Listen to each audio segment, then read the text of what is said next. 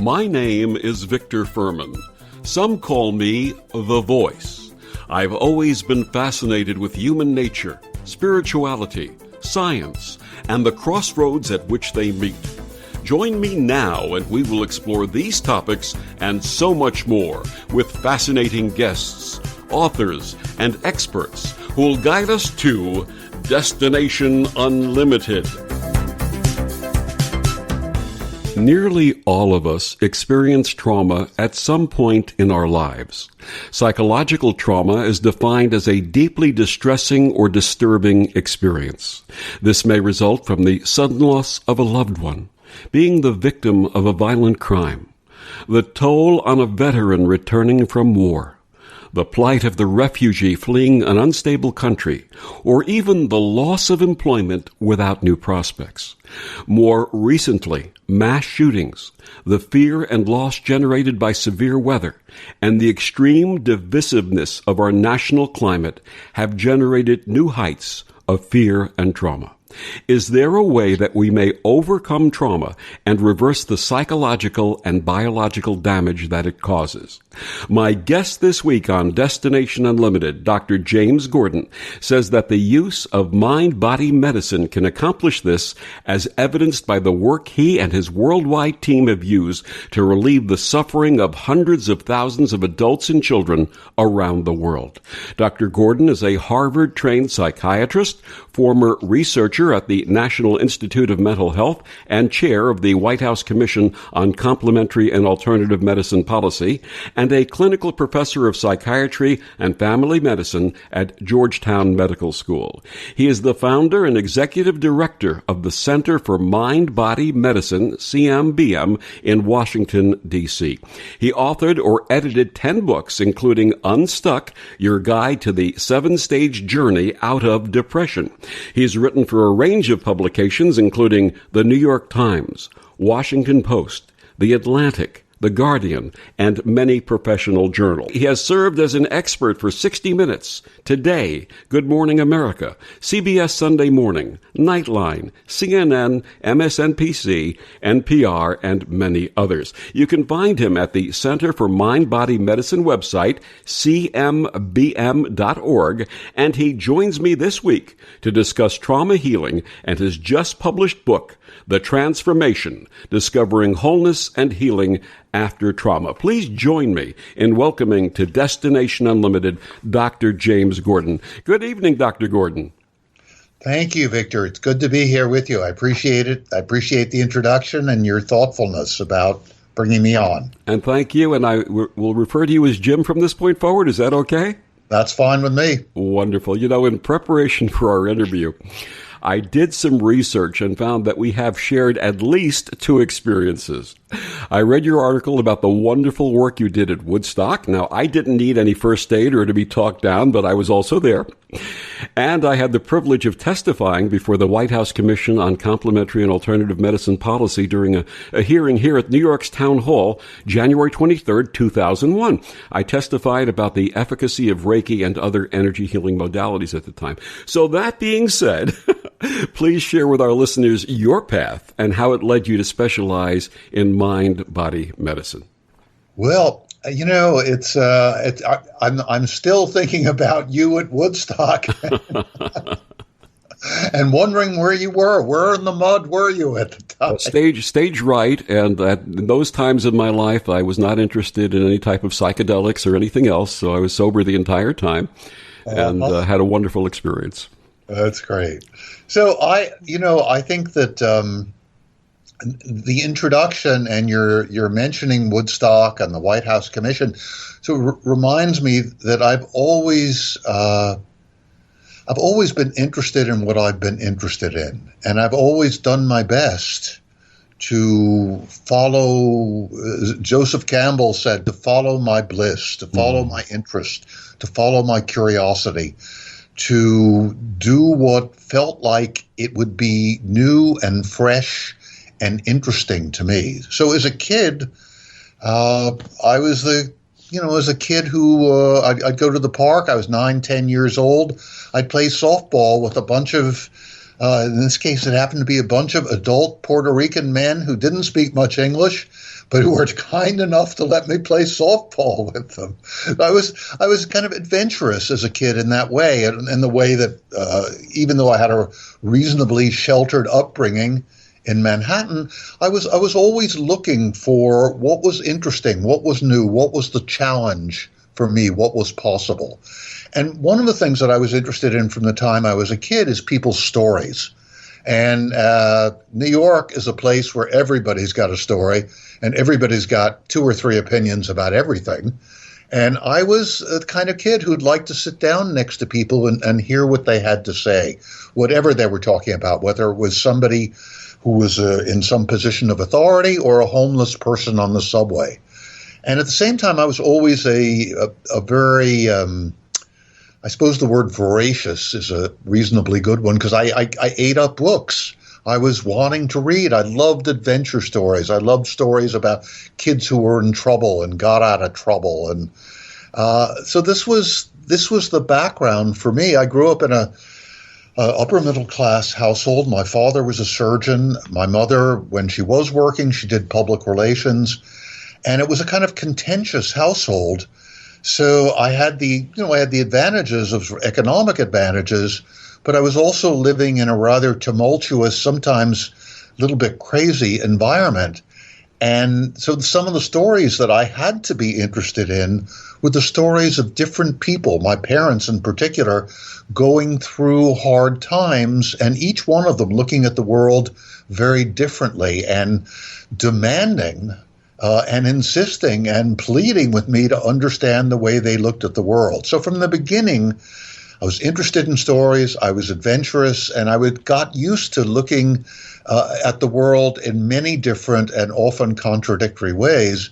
And in a sense, that prepared me for who I became as a physician and as a psychiatrist and as someone interested in mind-body medicine and in working to help whole populations understand and help themselves.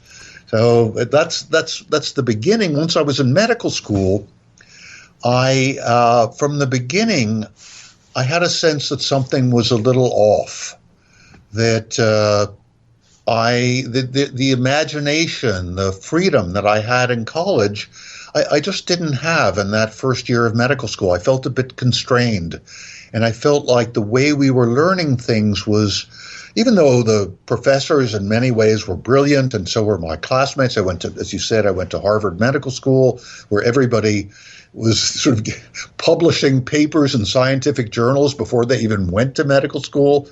But for me, there was a lack of imagination and a lack of flexibility. And I was troubled also in the beginning by the way patients were often treated, by the distance between doctors and other staff in the hospital and patients, by the sense of objectification, by the real lack of interest in the patients' stories, in their full and total humanity, by the way they were kind of constricted by the whole diagnostic worldview. So in medical school, I felt that, I saw that, and I think that planted the seeds in me, both of feeling uncomfortable on the one hand with the way things were, and of wanting to find a better way, a more humane way, a wiser way, and a more loving way of relating to my patients. Compassion and listening, the two secret things, compassion and listening. Yeah, I mean, that's true. I mean, compassion, that's what the profession's supposed to be about. And there were beautiful, compassionate professors and teachers in the medical school, but the system was difficult. It was difficult for patients, and I knew, and it was not easy for me. So I had a sense, really, for the first time, of a kind of alienation that I was experiencing, that my patients were also experiencing, and I wanted to do something about it. Now, what drew you specifically into working with trauma victims? Well, if you think about it, there are a couple of answers to that. One is that as I look back on it, my parents were clearly traumatized people. They both, each in her or his own way, had very rough childhoods. I never thought about it at the time, but I could feel the manifestations of that trauma in my mother's fears and my father's rage, to oversimplify it. So I was tuned into not only the difficulties that resulted from trauma, but also at some level to the pain that people were experiencing who were traumatized. And then my interest in dealing with challenging situations perhaps came partly out of my childhood, but inevitably led to my wanting to work with the people who were in the most trouble, whether those were people who were on the verge of dying, or people who were terrified because they were in the hospital, or people who had life-threatening illnesses, or people who'd had terrible time because of their economic situation or prejudice against them because of their race. That I was drawn to those people, and those people, of course, were suffering considerably and had been traumatized. And it felt like, well, maybe I can be helpful here. This felt like these were the people who were most in need, so why not do my best to be available to these people? And so that was a kind of, I suppose that was, you could say, the compassionate or empathetic response, but there was also something in it of the challenge. Let me see if I can help. Let me see if I can do something. This is a difficult situation, and I'd like to see if I can be helpful, if I can rise to this occasion. My guest this week, Dr. James Gordon. He's the author of The Transformation, Discovering Wholeness and Healing After Trauma. And we'll be back with more of Jim after these words on the OMTimes Radio Network.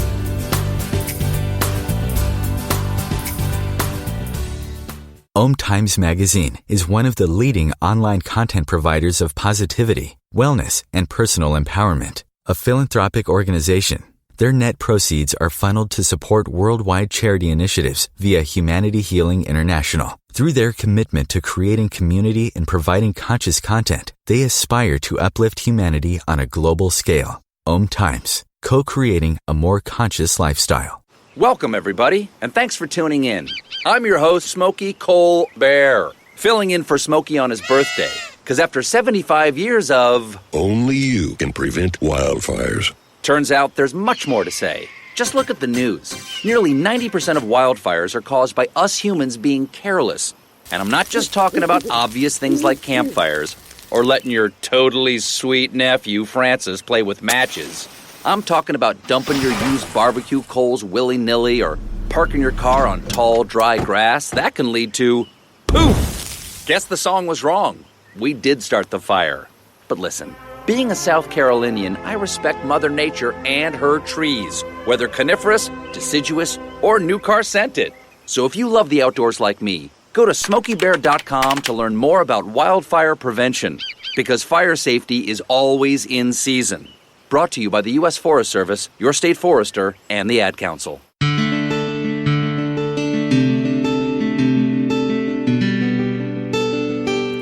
Back on Destination Unlimited, my guest this week, Dr. James Gordon, the author of The Transformation, Discovering Wholeness and Healing After Trauma.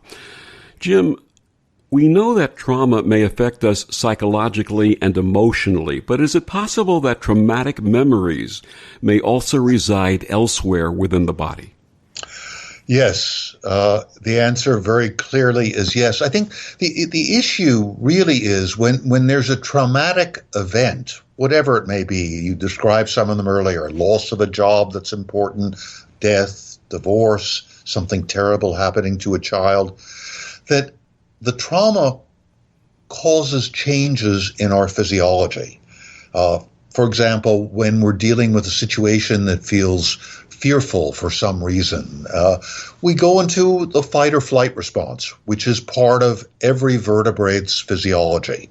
And it's a life-saving response if we're threatened by a predator.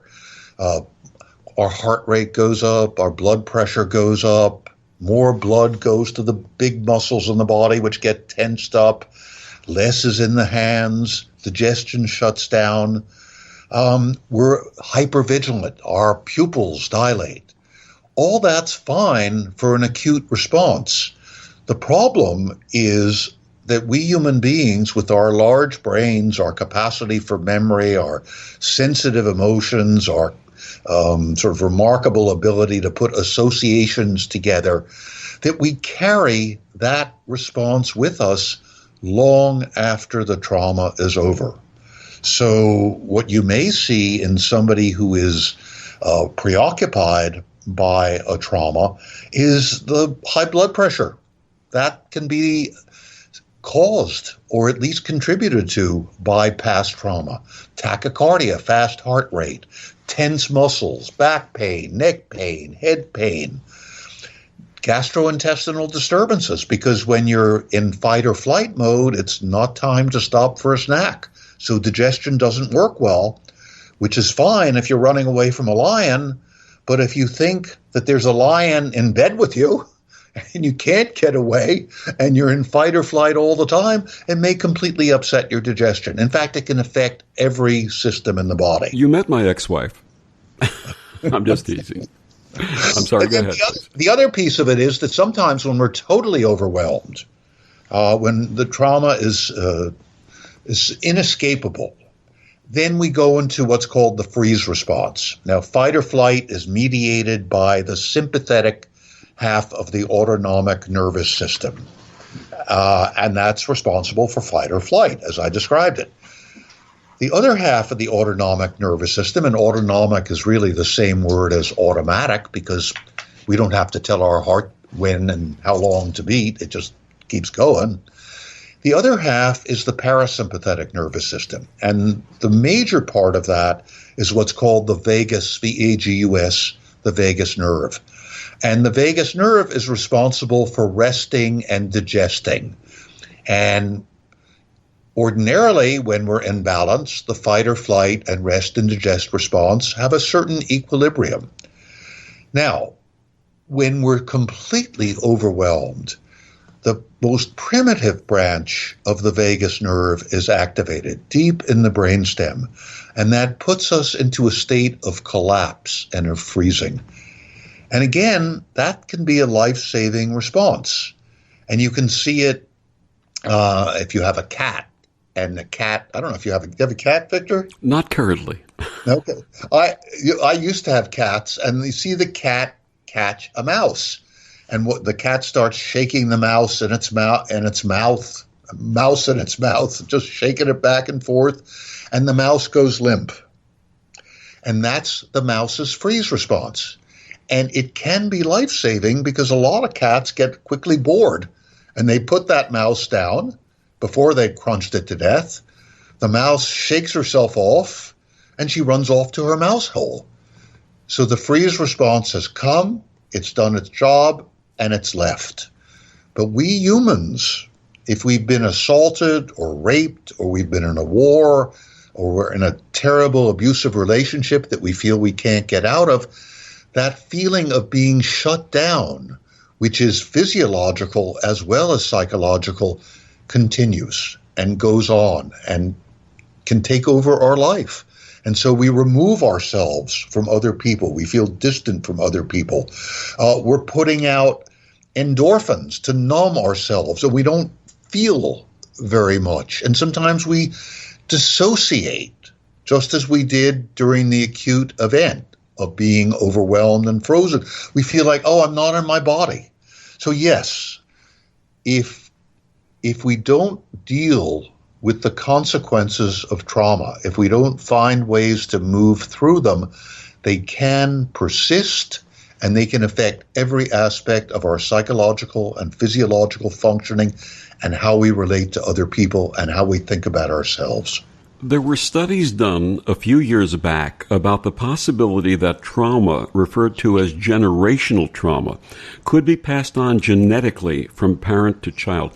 I believe the study involved the children of Holocaust survivors, and it was described as epigenetic changes. How does this work, and how may it be addressed with mind-body medicine? Yeah, those are very important studies. The studies that you're mentioning are by Rachel Yehuda at Mount Sinai Hospital in New York. And essentially what she did show is that children and grandchildren of Holocaust survivors whether the grandparents were male or female, this can be passed on by both the man and the woman, that they retained some of the same changes in their chromosomes, what are called epigenetic changes. And epigenetic means, epi means above in Greek, and these are changes in structures that are not inside the genes, but structures in the chromosomes that affect the genes, that these changes go on from one generation to the next. And this is not a social effect. Of course, there are social effects too. If your grandparents are shut down because of their experience in a concentration camp, or they're having to escape the Nazis, those fears are communicated in their attitudes and their outlook on the world.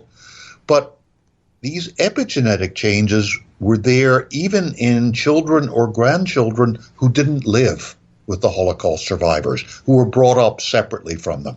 These are actual changes in parts of the chromosome, in the methyl groups. There's a molecule CH3, is one carbon atom, 3 hydrogen atoms.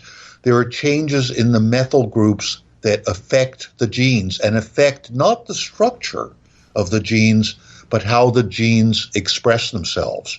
So what that means is you have genes that make it easier to deal with stress if they're turned on, but if they're turned off because of these epigenetic changes, it makes it harder to deal with stress. I'm oversimplifying a bit, but that's the basic principle. And that can be passed on from generation to generation. And there are animal studies that have been done that show the same thing very clearly. You know, the current climate of our world is, to say at least, stressful, and to many it's frightening. Let's address some of these issues and the work that the Center for Mind-Body Medicine has done. Perhaps the issue closest to home is the series of mass shootings at schools and places of public assembly.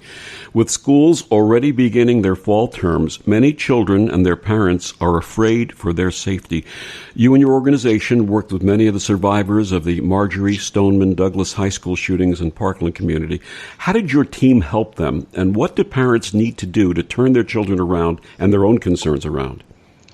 Well, yeah, it's Parkland, Florida. We did work a little bit in Connecticut after the shootings, school shootings there at Sandy Hook. But the major work is in Parkland, Florida with Marjory Stoneman Douglas High School, and also increasingly with all of Broward County, the very large county in which Stoneman Douglas and Parkland are, of which Stoneman Douglas and Parkland are a small part. So what we did and what we continue to do at the invitation of the school superintendent is to create a program to train teachers, school counselors, clinicians, community activists, and young people who are peer counselors in our method of mind-body medicine, to teach them tools, give them tools and techniques to deal with their own stress and their own trauma, and then to teach them how to use this comprehensive program, which is the one I describe in the transformation, to others, to other kids, to parents, to teachers, to school staff, to first responders. And the program is one that we've put together over the last almost 30 years now, and one that I've been using to some even longer, as long as 45 or 50 years ago, I began learning these techniques. And we include many techniques. We include several different forms of meditation, guided imagery, movement and dance, drawings, written dialogues for people who can write. So you have a dialogue with a symptom or a problem or an issue. We work with biofeedback. So you learn how to control your autonomic nervous system. You learn how to control it with meditation, with slow, deep, soft belly breathing. You learn how to balance out the fight or flight response with the rest and digest response of the parasympathetic nervous system. You learn how to use biofeedback, looking at changing the temperature in your hands. Remember when I described the fight or flight response, what happens is the blood goes away from the hands. It goes to the big muscles and the heart so you can fight. And as many of us have experienced, our hands get cold. Well, you can use biofeedback. You can use signals about the temperature in your hand. And mostly we use a little something called a biodot, which changes color with temperature. It's kind of like a mood ring. And you put it on your hand, and when you're tense and worried, the biodot is brown or yellow or even black.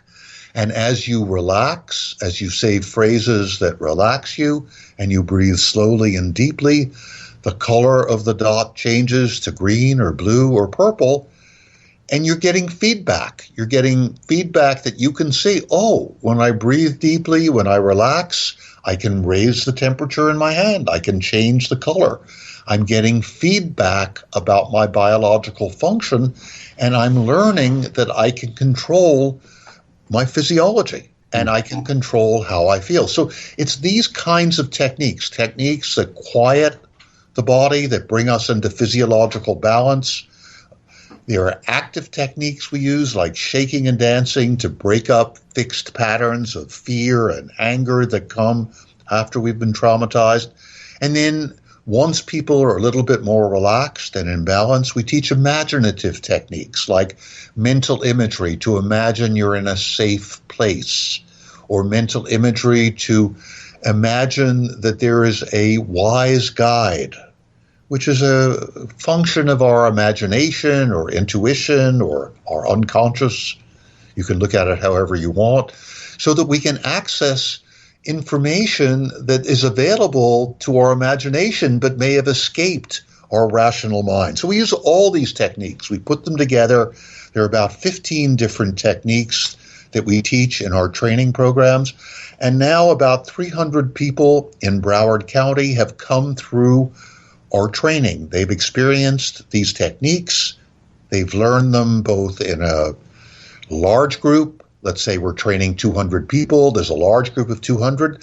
And then there are small groups, say 20 small groups of 10 people each, where people practice the techniques and they share their experience. And we will further discuss the techniques after the break. My guest this evening, Dr. James Gordon.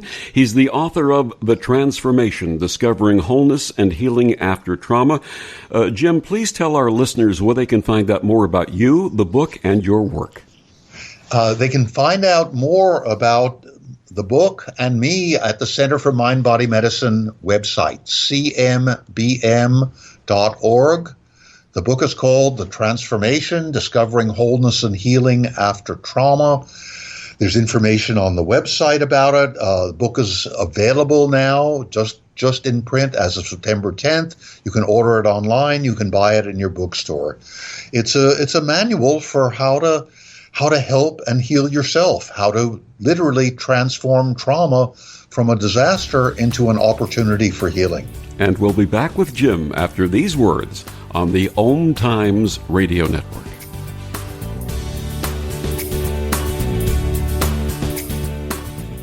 This is OTR-FM, part of the IOM Radio Network. Humanity Healing International is a small nonprofit with a big dream. Since 2007, HHI has been working tirelessly to bring help to communities with little or no hope. Our projects are not broad mandates, nor are they overnight solutions, but they bring the reassurance that no one is alone and that someone cares. To learn more, please visit humanityhealing.org. Humanity Healing is where your heart is.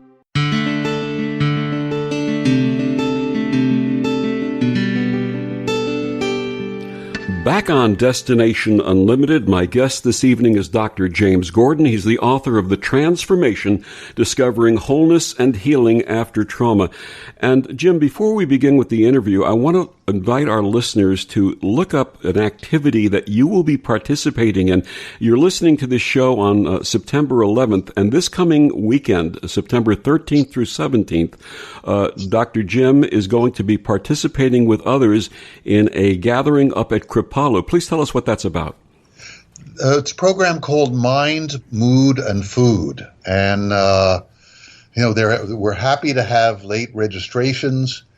And it's a 4-day program, and it's focused on how food can affect our cognition, how it affects our emotions, So it includes some discussion of and experience of a variety of mind-body approaches, plus information about how to use nutrition to improve brain functioning, to improve emotional well-being by some of the most remarkable physicians and healers and therapists around, including Kathy Swift, who is a superb dietitian, maybe the best sort of educator in nutrition that I know of. Mark Hyman, who's written a bunch of New York Times bestsellers about nutrition. Drew Ramsey, who's a psychiatrist who uses nutrition widely, who teaches at Columbia. Jay Lombard, a superb neurologist.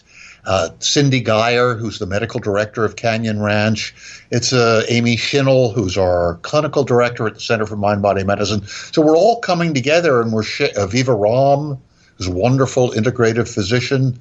We're all sharing our experiences and the latest in scientific research, and we're trying to make it as practical as possible, not only for clinicians, but for really anybody who's interested in using nutrition to improve how they feel, how they think, and how they deal with the world. Not to mention a gorgeous time of year to be in Stockbridge, Massachusetts at the Kripalu Center, a wonderful campus that I've been to many, many times.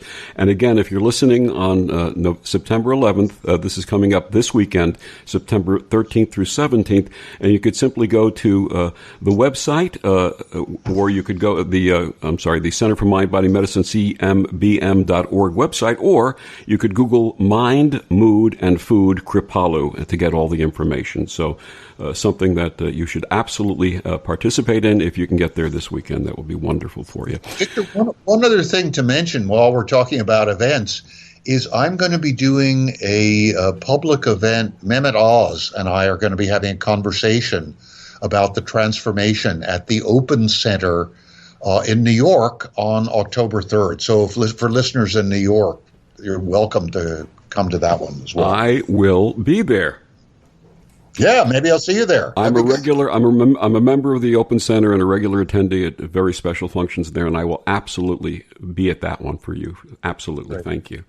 So, getting back to our discussion tonight, looking at mass shootings and the reason why someone would commit such an act. On August 17th, you wrote an editorial letter in response. This is in the New York Times, in response to Dr. Richard Friedman's article that postulated, and I quote, "Most of them are not mentally ill. They are just filled with hate and well-armed. With many, especially pro-gun politicians, saying the solution to the crisis are better screenings and better mental health evaluation, you agreed with Dr. Friedman's take. How should we address this?"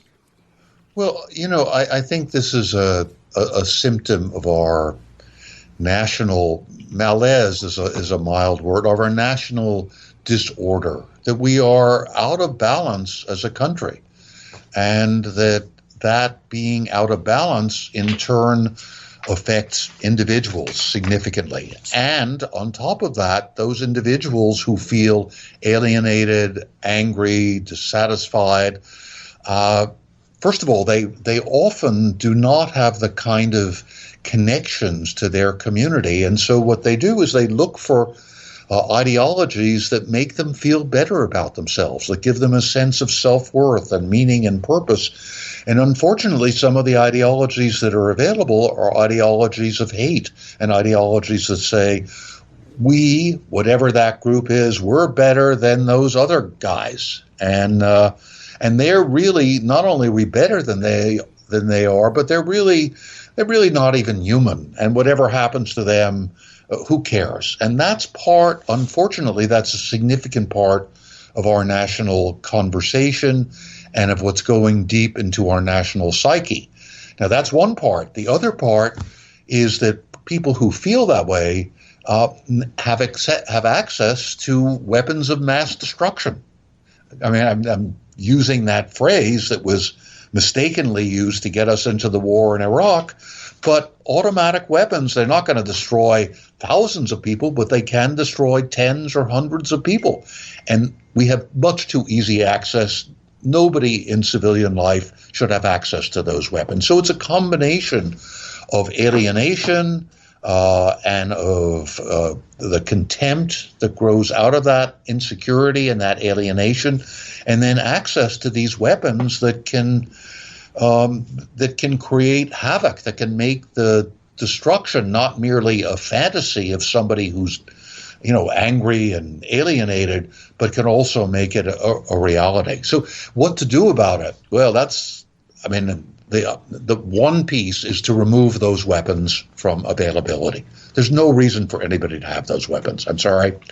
It's not about, it's just, that's a whole other discussion. So that's one piece. The other piece that we can do that is helpful is to create communities in which people are reaching out to each other. One of the things that we've seen many, many places that we work around the United States, whether it's in California or Florida or New York or Louisiana or Indiana, anywhere we work, it becomes clear that there are segments of communities that are alienated from each other by virtue of economics or race or history or whatever the reason is. And it's important to create opportunities for people to come together, to be together. And one of the things that I think makes our work particularly useful is not only the fact that we're training large numbers of people to use these techniques of self-care and group support to help members of the community who are traumatized or distressed, but also that by virtue of offering these techniques, we're attracting people from communities that don't ordinarily interact with each other.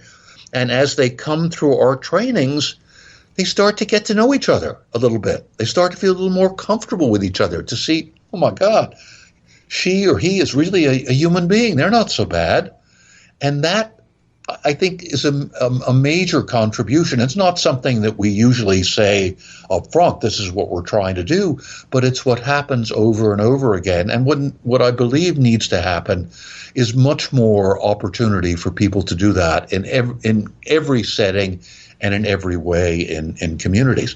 I think one of the problems, and this is, again, a longer discussion on which I'm not expert, but I think, unfortunately, the internet, which was designed to bring us together, often segregates us more. And we stay with people who just think the same way, and who we develop attitudes and sometimes kind of unpleasant feelings toward the other group, and those feelings are reinforced, and we don't get to know each other in the same way that we might if we were running into each other on the street and having lunch in the same place and just kind of hanging out. Talk about supporting community. As we are recording this evening, we're recording this on August 28th, the people of Puerto Rico are anticipating another bout with a hurricane, this one named Dorian. This is 2 years after the devastation of Hurricane Maria and the equally devastating and demoralizing treatment they received from our government. What have your teams done to help our sisters and brothers in Puerto Rico, and how are they preparing for this new potential danger? Well, we've been going down to Puerto Rico. We've developed a training program. We brought our program to people in Puerto Rico who are working with those who've been devastated by Maria and by the hurricanes, and now more recently by the political upheaval, and by their concerns about the hurricane, about Dorian, that seems to be upon them right now. So we've done the same thing we've done in Houston after the hurricanes there, in Louisiana after Hurricane Katrina, Northern California after the fires. We brought the same kind of program to Puerto Rico, initially beginning on the island of Culebra. One of the things in Puerto Rico, and it would be great if people want to look at some of the pictures on our website, cmbm.org, about what we're doing there, is the incredible commitment people in Puerto Rico have to helping each other out. It's so beautiful. They, our faculty that we brought down to Puerto Rico is so impressed with the commitment that people have to each other and their commitment to learning the techniques of self-awareness and self-care that we're teaching for themselves to deal with their own trauma, and then especially so they can share it with the children and the families and the isolated older people throughout all of Puerto Rico. So we're beginning. We're in early stages. And we hope to bring our program, we're looking for funding now to bring our program to the whole island. The Foundation for a Better Puerto Rico supported our funding. The Hispanic Federation, Medtronic has helped to fund it. New York Health and Hospitals Association. All these people have begun to fund the work, and we're looking for much more funding. It's wonderful to work there. The other thing I would just add is I'm doing a training now in Orlando, Florida, and they're with the VA system in the southern part, Florida, South Georgia, and the Caribbean. And there are a number of people from Puerto Rico who are here in the training. And it's just so painful for them because they can't be there with their families right now. They can't get back there right now. And they're just feeling it. And there's such worry about what might happen because the devastation was so terrible before. I would like to say, I know we have to take a break in a sec, but that the work that we're doing already, people that we're working with are feeling better able to deal with the consequences of Maria, with the trauma that they've experienced, and they're feeling more confident about dealing with whatever comes up. They're hoping, of course, that the hurricane passes by, but they feel more prepared to not only deal with their own stress and trauma, but to help the people in their communities. So Healing and empowerment. What a wonderful combination. My guest is Dr. James Gordon. He's the author of The Transformation, Discovering Wholeness and Healing After Trauma. We'll be back with more of Jim after these words on the OMTimes Radio Network.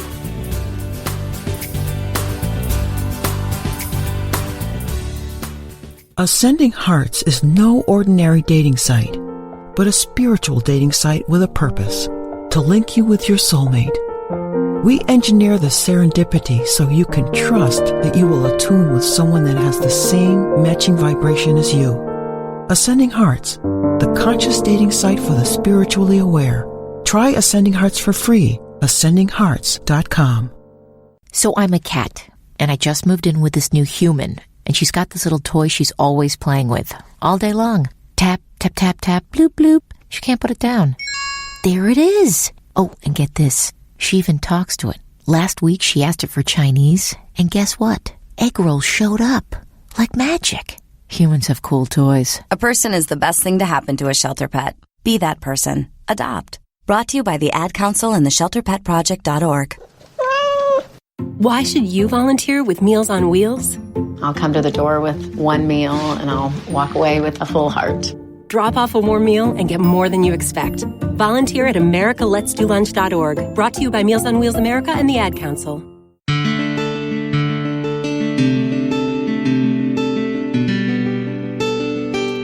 Back on Destination Unlimited, my guest this evening is Dr. James Gordon. He's the author of The Transformation, Discovering Wholeness and Healing After Trauma.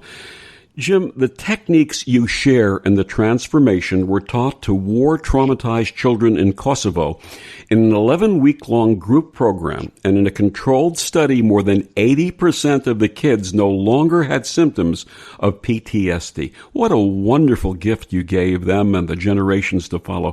Please share with our listeners a little bit about that wonderful work. Yeah, well, it's Kosovo was really, in a sense, our pilot program. My colleague, Susan Lord, and I, she was a family physician, we were in Bosnia about a year after the Dayton Accords were signed, and we saw the devastation, psychological as well as the physical devastation. People were in a state of tremendous agitation. There was all the things I talked about earlier, the continuation of the fight or flight and freeze responses, the nightmares, the flashbacks. And it became clear that the time to start was not after the war is over, but when the war begins. And so when the war on Kosovo began in 1998, Susan and I, somehow miraculously, we were able to go, International Rescue Committee, in a sense, rescued us, brought us from Sarajevo into Pristina, the capital of Kosovo, during the middle of the fighting. It was the beginning of the fighting, but people were shooting at each other. And we were able to be there and begin working at that point with the people who had fled homes that were bombed and burnt out and were living sort of on the land in the countryside, hundreds of thousands of people. We didn't work, obviously we just worked with a small group of them. And we were also able to work with the peacekeepers, the people who were trying to get between the rebellious Kosovo Albanians and the Serbs who didn't want the Kosovo to have its freedom. And we were able to begin to use some of these mind-body techniques with these different groups of people. We taught the children and their moms and their grandparents whose homes had been destroyed, taught them the slow, deep, soft belly breathing in through the nose and out through the mouth with their belly soft and relaxed. And we could see them relax, sitting outdoors in the chill. They were able just to quiet down a bit and not be so anxious and agitated. And then we did drawings with them, and they began to be able to express what had happened to them and show it in pictures, and then talk about the pictures and share it with other kids and with other parents. So at the same time, we were working with the soldiers who were trying their best to monitor the situation and to contribute to the peace. And they were traumatized too. They were picking up bodies of dead people and they were bringing them to family members. And they were having to deal with all that pain of family members. And they too found what we were teaching them to be useful. So as time went on, the war continued, NATO bombing came, we had to go to Macedonia, work with refugees in Macedonia. We came back into Kosovo and began working with a core group of the young psychiatrists and psychologists, and began to train as many people as possible to do our model of self-awareness, self-care, and group support. Ultimately, we trained 600 people, including everyone who worked in the community mental health system, and they began to use this approach with people in Kosovo. Now, the study you're referring to, the groups in which those high school kids participated, those groups were led by rural high school teachers who had no real education in psychology except for a pedagogy course or two. But they learned the techniques that we were teaching. They learned the basic science of it that we taught. They practiced on themselves. And then they began to do it with the kids. And they were in a high school called the New Life High School, and they did these 10-week or 11-week long groups with 10 kids in a group with all 1,000 kids in the school. It was amazing. It was like a whole school. And the school still, for much of the time, didn't have heat, didn't have electricity. 80% of the homes in the Suareka region had been destroyed. 20% of the kids had lost one or both parents. But the kids came into these groups withdrawn, agitated, fearful. The ones we studied had diagnosable post-traumatic stress disorder. They weren't functioning very well, and they had all these symptoms. And after 10 or 11 weeks, with the teachers teaching them the exact same techniques that I teach in the transformation, more than 80% of those kids no longer had post-traumatic stress disorder. And those gains held at 3 months follow-up. That is absolutely wonderful. In the remaining time, let's talk about a couple of the techniques that you share in the transformation. You have a chapter on training, traumas, triggers. Let's say I have a traumatic memory from childhood, and something happens to bring it to the fore to trigger it. How do I stop this? Well, it's not a question of stopping it. I understand, of course we want to stop it, but it's not so much a matter of stopping it. It's first of all a matter of becoming aware of it. One of the great problems for many people with triggers is they don't know what's going on. Why am I so agitated? Why am I so angry? Why am I so fearful? What's this about? So we begin to help people become more aware of what's actually going on, and then to relax with whatever's happening. So if you are triggered, let's say, I realize that somebody's yelling and it reminds me of my father yelling at me and how upsetting that was to me. Okay, now the job is to relax with that. Okay, I can feel my anxiety. It's okay, I'm anxious. Let me breathe deeply. And as you breathe deeply and you focus on the breath, the anxiety begins to dissolve little by little. Or if you're really so anxious you can't sit still and simply breathe, then we suggest maybe you get up and you shake your body. You put your feet shoulder width, you bend your knees, you start shaking from your feet up through your knees and chest and head, and you just shake out the tension. So either way, either through directly relaxing, say with slow, deep, soft belly breathing, or shaking and dancing, you begin to come into a state of equilibrium where you're not only aware of the trauma, but you're not so affected by it because you're more relaxed. You can't be relaxed and agitated at the same time. If you're relaxed, the agitation's going to dissipate. And then express it. Yeah. Write it down. Do a drawing. Pound pillows. Jump up and down. Tell your friend or neighbor what's going on. And so this is the cycle that we teach. Becoming aware of what's going on, using the techniques that I teach in the transformation to relax with it, and then finding a way to express what's happening, to write it down, to draw it out, to dance it out, to pound it out, to do whatever you need to do. And then in that state, you can begin to ask yourself the question that you asked me. What can I do, if not to stop it, what can I do to make this less frequent? Sure. And in that state of relaxation and awareness, your intuition will work better. And maybe it will appear in a guided imagery exercise that we teach. Or maybe it will appear in a drawing. Or maybe it will appear in spontaneous writing. And all of a sudden you say, oh, that's what I need to do. When somebody is shouting, maybe I need to go out of the room and shout myself. Just get rid of it. I have a dear friend who belongs to a group that offers hugs to people in many different settings. The simple act of hugging someone with their permission seems to have tremendous healing qualities. In this world, do we all need to be hugged? All of us need to be hugged. But I mean, maybe there are a few people who don't. I'm sure there are. But we need human contact. It's part of being human to have contact with other people and to feel at ease. Now, some people may not feel comfortable with hugging. That's fine, but allow yourself to have whatever contact you can with other people. Maybe it's looking at them. Maybe it's holding a hand. Maybe it's just being in the same room and feeling that connection. So I never push hugging. I always ask if I feel that it's appropriate and right in that moment, I'll ask someone.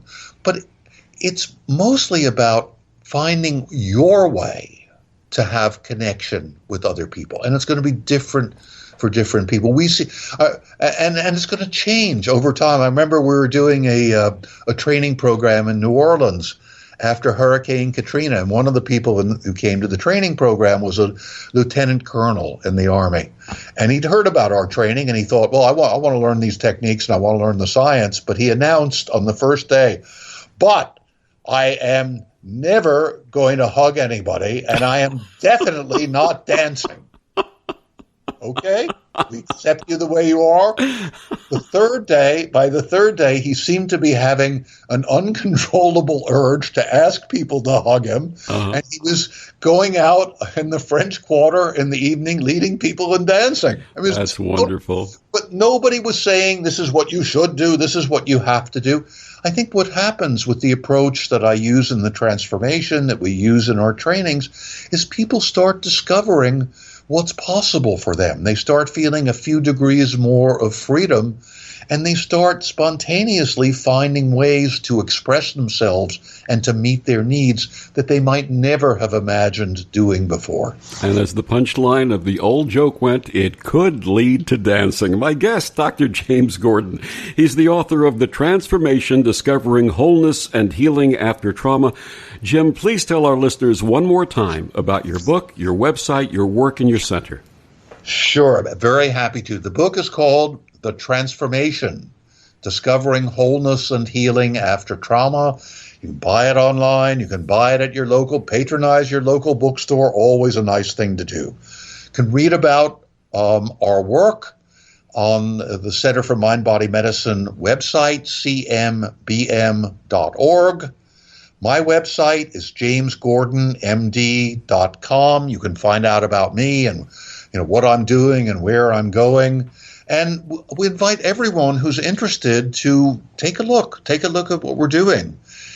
We invite you also to participate in our work. You can join a mind-body skills group by going to the Center for Mind Body Medicine website. We have groups in person, many places around the United States, and we have online groups now for people who can't make an in-person group or for some reason would rather do an online group. And we also have training programs. I was mentioning this earlier. We're always looking for people who want to learn how to use this approach, the approach I describe in the transformation of self-awareness, self-care, and group support, for people who want to learn the approach for themselves and want to share it with other people and want to bring it to their community. So we welcome people. We have probably 80% of the people who come are health professionals, mental health professionals. The others are teachers, they're clergy, they're community organizers, they're business people, administrators, military peer counselors, teenage kids who want to be peer counselors, like the ones we train at Marjorie Stoneman Douglas High School. So take a look. If you're interested, connect with us. We're building. When I started the center in 1991, I wanted to create a healing community and a community of healers, and I believe and hope that that's what we're doing. Jim, on behalf of not only our listeners, but our world, thank you for the work that you and your wonderful people are doing. It is desperately needed. Thank you. Thank you, Victor. Thanks so much for having me on. And thank you for joining us on Destination Unlimited. I'm Victor the Voice Furman. Have a wonderful week.